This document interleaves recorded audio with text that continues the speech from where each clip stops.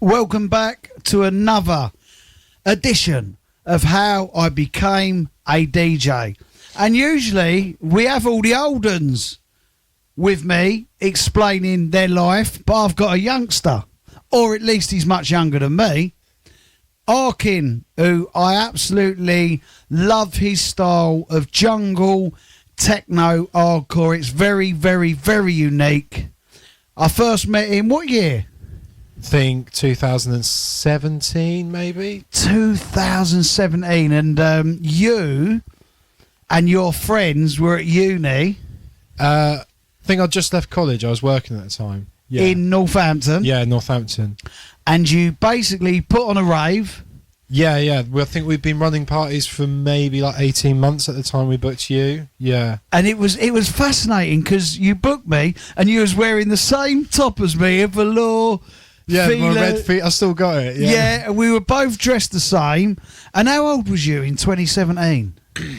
That's a good question. I think I was 21, 22. 21, and I would have been 42 or 43, and you booked me to come and play hardcore and jungle and rave music. So how did you become a DJ? How did you get into music, and how did that get you to where you're at now? So I've been interested in dance music since probably I was about 11 years old.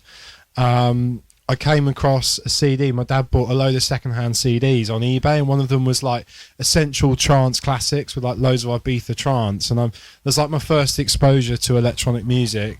And then sort of on from there, I was buying records in Northampton from a shop called Spun Out, still there, a guy called Chris that runs that, and was buying like techno records and trance records, and that pretty much sort of went on. But I never really gained an interest in DJing until I started going raving later, sort of around 17, 18 years old. And then sort of once I was going raving and seeing the DJs like controlling the room, I was like, yeah, I want to do that. And pretty much like less than 6 months after I started going raving, I was DJing, and yeah. And that was it. Can you remember what DJs it was who you were looking at? I like that expression, controlling the room. Yeah. That's the first time I've ever had a guest or someone say that to me. Oh, I saw him controlling the room.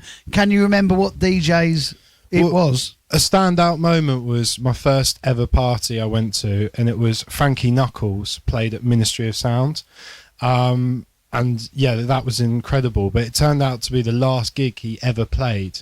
He died on the Tuesday and he played Ministry on the Saturday, and that was my first ever party, and like where I really experienced like rave. Wow. So most people of the late 80s house scene, Frankie Knuckles is a rite of passage with like Your Love, his DJ Story, things like Tears, his association with Tracks Recordings, and basically he's a rite of passage for people of the 80s, and you discovered him like in the 10s. Yeah, exactly. Yeah, so I was 18, and we went to see him play, and I think it was probably like a week or two after my 18th birthday, I reckon. Can you remember what kind of tracks and what was it about his style that stood out? I think I was pretty off my nut, to be honest. But yeah, the evening and the atmosphere like stood out to me as something I hadn't experienced before, and I think from that moment onwards I was just like, I want to do this rave thing. And I think like 6 months after that I was running the sound system in Northampton and putting parties on and so on. Then later on we started to get into the illegal rave stuff, and we were doing that because it's quite going to hear Frankie Knuckles at Ministry of Sound is quite different completely. It's like the polar opposite to the sound that you've crafted for yourself, which is incredibly ferocious, incredibly up tempo, very futuristic, and it's got a unique sort of style of its own that you can really tell an Arkyn style. How do you go from the tempo of Frankie Knuckles through to what you do now? As I got more involved in the Northampton like rave scene when I was at college, there was a lot of crews doing parties that were like illegal rave crews that were doing events in clubs in Northampton. So we were just going out in town, but we were being exposed to like faster and harder music, like hard trance and acid techno. And then sort of when I started DJing, that's the sort of stuff we were playing. So these crews, they were older guys. They're probably, I don't think they're even sort of involved in music anymore, but yeah, these older sort of free party crews doing events. And then we started getting into like banging acid techno and like Stay Up Forever Collective and all of that sort of stuff. And that was really like my route into DJing, was like that harder banging acid stuff, which I think then stems from like my sort of banging jungle techno style. I've then blended with the jungle vibes as well. Yeah, it's interesting because you're, and I think it's an age thing and a generational thing. Like in sort of like the mid 90s, if you took an event like, let's say, Helter Skelter, the jungle DJ would be a jungle DJ. The hard trance DJ would be a hard trance DJ. The happy hardcore DJ, a happy hardcore DJ, and so on and so forth. Like, but your generation in this time that we're in, or even that time 8 years ago, is a completely different decade, a completely different mindset. And you guys and you yourself mix up all of the styles. You like like the mix you've done for this channel alone. I heard like what would have been trancecore, happy hardcore, jungle, early jungle, drum and bass, harder trance styles. Why do you think that what my generation did when we was in our 20s in the mid 90s, when we were kind of like at a stage in our careers where, you know, pretty much artists chose their lane and that was their lane, why do you think all of those decades later your generation is more open-minded to having so many styles in their sets? It's hard to pinpoint it exactly. I think probably the internet has something to play, and just you get exposed to such a wide range of music now. But I think that the main thing that I've found, particularly as a DJ, is like if you can play multiple styles in one set, there's so many different directions you can take the room. You know, you can bring them up with happy stuff and you can take it deep and dark and take it in different directions. And for me personally, the reason that I've done it is I just feel that you can have more control over a vibe, because, you know, sometimes you turn up to a club and, you know, they don't want happy stuff, they want dark stuff, or they don't want dark, and, you know, or they want jungle, or they want hardcore. And then you can be flexible as a DJ and like cater for where you are and, you know, where the moment leads you. So that's my reasoning. Yeah, I've always felt as the decades have gone on and time's gone on, I always hear myself saying in interviews or podcasts that I get invited on that, like, I really think that your generation has moved at such a more rapid rate that you can, what my era learned from summer to summer every year across like the golden eras of like 88 to 94. So that would have been like 6 years of solid, like week in, week out in the record shops, in the clubs, watching it grow through the tempos. Your generation, which is a beautiful thing, can discover that 6 years in a few hours on the internet that then makes your styles eclectic very quickly. Yeah, most definitely. Yeah, I'd agree with that. But I think the styles have changed. So since COVID, like jungle was really, really popular, but more and more over the past few years, I've noticed that harder kick drums have been coming into raves that maybe back in 2021 would have been like more jungle dances, and now getting a lot more sort of like techno sort of styled tracks in there, as well as just like the pure sort of 94 style stuff. So it has been evolving, I think, as well. Yeah, it's interesting because the mad thing is like, as an authentic old school DJ from back then, you guys, you make brand new music that sounds old but is futuristic, but you don't really do bootlegs or remixes or rehashes, and I'm all for that, as opposed to like a lot of, like, I'm not into music that remixes the classics. Like, I play the originals in my old school sets, or I play brand new music that the likes of you, T-Cuts, Swank Out, Pete Cannon. There's many, DeWald, Tim Reaper. There's just so many, a wave from the past, a wave of people, I'd say from the past decade. Why don't you remix classics? Why do you make all new music? Yeah, what excites me is just new sounds and creating sounds. Like, I'm always big on sound design and just seeing like how far I can push stuff and creating stuff from scratch and just standing out as an artist instead of sort of following what's been done. I think like it's important to keep the authenticity there, so like, you know, running the drums through old samplers and, you know, maybe using old synthesizers to sort of get that sort of crust and authenticity. But I think as long as that's there, it keeps the vibe, and then, you know, just push it forwards and keep it interesting, because if the sound doesn't evolve, it's going to stagnate. And, you know, I'm really into the music and I want it to keep going as long as possible, so I sort of do my best to try and make it new and interesting but not lose the original essence of what it is as well. Knowing you and watching you from booking me all that time ago, because 8 years is a long time. Yeah. 8 years is a long time, and I move in many different worlds, as you know. I move in many different worlds of music, so that could be like the festival world of big stages, but then I love my underground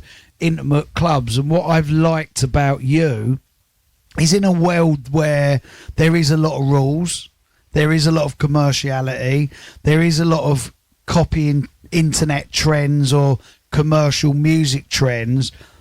When I watch what you do, you keep not only is your music very mid-90s but new, also your approach with running your label and your label nights and your DJing. How important has that been for you to keep an authenticity of 30 years ago, but in your era? Yeah, I think, you know, I've just always tried to, you know, do what I believe in, and I think I've just done what I like, and I've not really paid attention too much to like what other people are doing or where I should go. I've just always gone with whatever's felt right to me. Like, I've always come from like a small underground club scene in a small town with like strong community of people, and that's where I feel at home and what I enjoy and sort of what I look to create and support, because that's where all artists come from, is that like grassroots, you know, scenes. And without that, I don't think we'll have new people coming through. So that's why I believe strongly in, you know, that DIY ethos behind music. Yeah, that is what, as well as your music, has impressed me most about you, and your sense of humour, because you love talking absolute rubbish like me as well, yeah, which I like. But Northampton, where you're from, has some absolute legends. Yeah, of from course. like Evil Eddie Richards, one of the pioneers of acid house and rave culture in this country. Dougal. Yeah. It's the home of Dreamscape, Clarkey, like so many of the styles that we hear in your music, acid, piano, hardcore, techno. A lot of legends from where you're from were right in the thick of that. Do you get a sense of that being from Northampton? The funny thing is, no, because the scene had like pretty much died off sort of locally. When I turned to 18, 19, it was like the tail end of like a really vibrant underground music scene in Northampton, and like every weekend, sometimes Friday and Saturday, there was big sound systems in venues. But very quickly, within 12 to 18 months, the council like really clamped down hard on some of the parties, because like the clubs were getting really oversold. Like loads of stuff went wrong, and the scene in Northampton died off quite a lot. And it was actually sort of more moving to London and like sort of going to Distant Planet parties and then discovering the music that I ended up sort of taking on that direction. So it wasn't sort of only until later on that I actually sort of discovered how much of rave legends and history was from Northampton. But at first I was sort of pretty naive to the background of the area. Well, I suppose everyone has to learn, don't they? Like you're even though you're 8 to 10 years on your journey, you're going to learn more and more and more as you go along. Tell me about the warehouse fill. Was it a warehouse or field party that you put on that the old Bill stopped, and you literally, as a young man, have a legendary story that every late 80s promoter needs to have. Yeah. Tell me. Yeah, so I think it was the same year we booked you. So is it because you went back to back with Tom Lavery, right? So we were good mates with Tom, and Tom was playing all our parties, like brilliant DJ. And we did a party in this abandoned mushroom farm. I think there was us, and then there was 2 other sound systems in different parts of this like warehouse, effectively. And there was a huge party that happened there, I think, the year before, and there was like 1,500, 2,000 people came. So when the old Bill heard there was a party there, they've obviously shat themselves. And we were in there, and I remember like being like completely off our heads. And I was looking up in the sky, and I was like, "What's that?" And mate said, "That's a helicopter, mate. That's the police helicopter." It's like we're in big trouble now. And yeah, we ended up getting barricaded in there for about 18 hours and having a big standoff. There was like 10 riot vans, 3 fire engines. The helicopter was up for hours, loads of police cars, and they blocked us in for ages, and we basically kept the party going until we run out of fuel for the generators. But we ended up having to break Tom Lavery into the party because it was blocked off and he couldn't get in. So he was ringing us going, "I'm going to go home." And the boys went and got him, and they ended up getting chased by the police and spotlighted by the helicopter with Tom in his brand new trainers, turned up and all filthy, and got into the party. And yeah, he played for like 3 hours. So. And how many people were at that event? I think about 700. Yeah. Wow. Yeah. So 8 years ago, you were causing absolute mayhem and barricaded into an illegal party with 700 people. You and your mates put that on when you was 18. No, we're a bit older at this point. I'm like 21 at this point. Right. Yeah. And what happened once the generators run out, and what did the old Bill do with you all? In the end, they let us all go when we got off scot-free and drove out. We basically just all loaded the vans, and like all our cars were parked in different places. We never wore crew t-shirts. They couldn't figure out who any of us were, and we all just got in our cars and drove off. Wow. Yeah. You're proud of that story. I'm proud of you with that story. Mixmag actually wrote an article about that party. Obviously, our names at the time couldn't be mentioned, or they didn't even approach us, but it made it into Mixmag. And what did they say?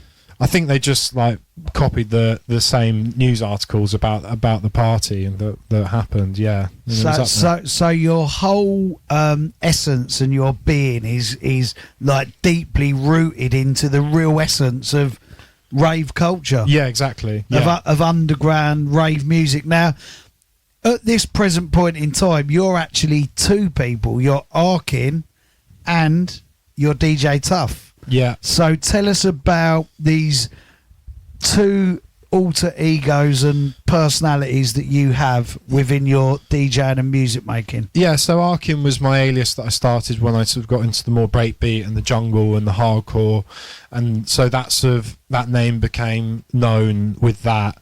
But then more recently, probably like just over 2 years ago, I started getting interested in all of the sort of Dutch early rave scene that happened, so particularly like from 92 to 94, 95 in the Netherlands. And yeah, I was getting really into that music, made a few friends, like my friend Giselle over in Amsterdam, etc. So then I wanted to make some of that music, and I know that, you know, some of the jungle fans aren't into the harder Rotterdam style, so yeah, DJ Tuff is like my alter alias for, you know, my Dutch early rave gabba sort of vibes. So yeah, it just allows me a bit of creative freedom and not annoying any purist hardcore jungle fans that like, oh, Arkyn's just making gabba now. So. Yeah, so tell me, as Arkyn and DJ Tuff, some of your highlights across the 2, like in the UK and abroad. Yeah, sure. So Arkyn's definitely got to be like the Rave Story residency is one of my favourite. like events to play. That's always been great every time. Also, so Pete highlight for was playing Distant Planet as Arkyn. That was really, really good, and just generally regularly being able to play across the UK has been great. DJ Tuff highlight. I played in Madrid this year as DJ Tuff. That was really enjoyable. Also played in Berlin. Same for Arkyn. I played M4 Records in Berlin last year and played as Arkyn in Berlin earlier this year, which is a really good set. Opened for Coco Bryce in Berlin. So yeah, they're sort of the main highlights really. Also back to back with Syntax when we played in the main room at Rave Story was definitely like a standout Rave Story set. I remember that one. Wicked. And you've got your label, Tuf Stuf. What other labels as well as your label have you been on? You've been on a number of labels. Yeah, quite a few. Obviously Music Mondays, FFF's label 3M Eternal, Motive Hunter, Basic Records, which is sort of like a new jungle label that's coming up. Sort of lots of the newer, like exciting jungle artists are going on there. Foundation Records most recently with the Spirit EP. Good to Go Records with good old Lee Croucher. I've done a number, I think like three releases on that label. Yeah, the list goes on, but they're probably the main standout labels. And you put your own nights on still? For your label. Tell us about your nights. Yeah, so we just done Bristol. We just sold Bristol out, which was really, really good. With queue around the corner, I think like 160 cap. Then we did an event in London and also a collab party in Nottingham with Jangala. So I don't like to do too many, but like 3 or 4 parties a year. I just help it makes the label more real and, you know, physical if, you know, there's a party to attend instead of just music there. Where do you see the future of Arkyn? Because I know you very well. I know you very, very well, and I've watched you from when you booked me to being a part of what I do, and I love your journey.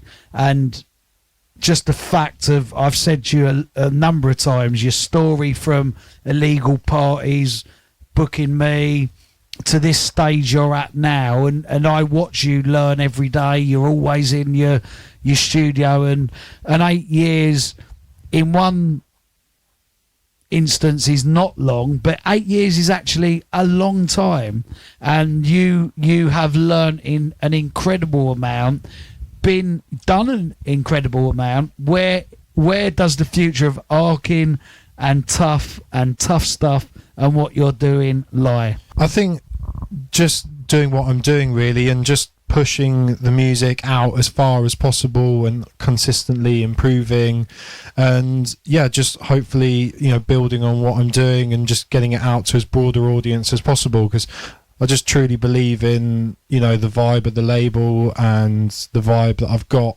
you know, with my productions in the studio at the moment. And yeah, I just want to sort of push that, you know, rave vibe that I've got, you know, as far as possible and to as many people. Brilliant. And where can people buy your downloads and your vinyl? Yeah, Tuf Stuf Records, bandcamp.com is probably the main one for my label. Also, if you go on my Instagram and go on my link tree, all my releases on every other label I've released on are all there, so you can find my whole back catalogue, and also Discogs for older releases that are sold out. Brilliant. Lloyd, I'm proud of you. Keep on going. Thanks, mate.